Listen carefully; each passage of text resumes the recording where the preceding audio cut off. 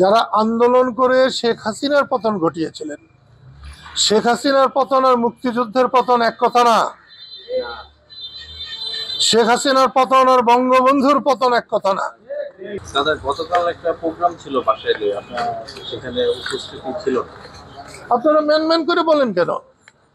সাংবাদিকের মতো বলেন। আমার বাসায় আক্রমণ করেছে, যদি এটা সম্ভব হয় তাহলে দেশে তো সকলের বাসায় আক্রমণ করা সম্ভব, কারোর নিরাপত্তা নাই।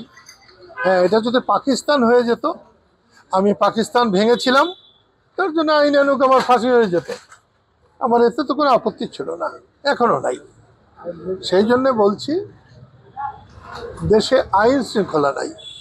আপনি তাকে দেখেন কতজন পুলিশ এসছে, ওই যে দেখছেন, কিন্তু যখন বাড়ি ভাঙছে তখন একজন পুলিশও ছিল না।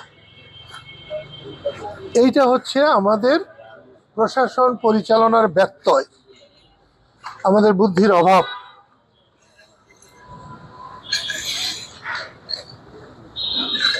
আমি গতকালকেই বলেছি, আমার বাড়ি যদি ধ্বংস করে দিলে যদি দেশে শান্তি হয়, আমি তাতেই রাজি। আর এখন আমার 80 বছর বয়স হয়ে গেছে, এখন আমি চলে যেতে পারলে আমি আরো খুশি। তো সেই জন্য বলছি, সরকারকেও বলছি, যারা আন্দোলন করে শেখ হাসিনার পতন ঘটিয়েছিলেন, শেখ হাসিনার পতন আর মুক্তিযুদ্ধের পতন এক কথা না।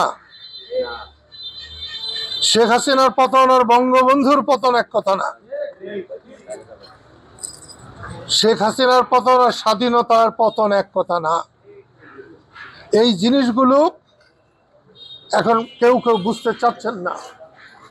আমি কালকেও বলেছি, আমার জ্বলন ওইখানে, যারা 24-এ বিজয়ী হয়েছে তারা যদি এখন এইভাবে ব্যর্থ হয়, ভবিষ্যতে যদি কেউ স্বৈরাচার হয়, তাদের বিরুদ্ধে রুখে দাঁড়াবার জন্য সাধারণ মানুষ এগিয়ে আসবে না, সেটা আমার ভয়।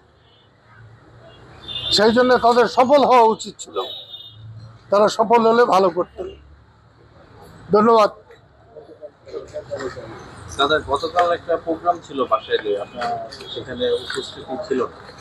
আপনারা ম্যান করে বলেন কেন? সাংবাদিকের মতো বলেন। আমাদের উপস্থিতি ছিল না, এটা ঠিক না। 144 ধারা জারি করেছে বাসাইলে, যেখানে আমরা মুক্তিযোদ্ধার মিটিং করতে চেয়েছিলাম।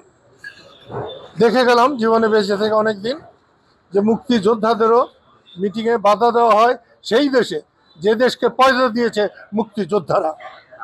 বাতুলিতে বটতলায় বসার কথা ছিল, সব দোকান পাট বন্ধ করে দেওয়া হয়েছে। আমি সারা জীবন চেয়েছি মানুষের সুবিধা, মানুষের কোনো অসুবিধা হোক, সেই জন্যে মিটিং হলেই আমি ওখানে যেতাম। মিটিং হয় নাই, যাই নাই।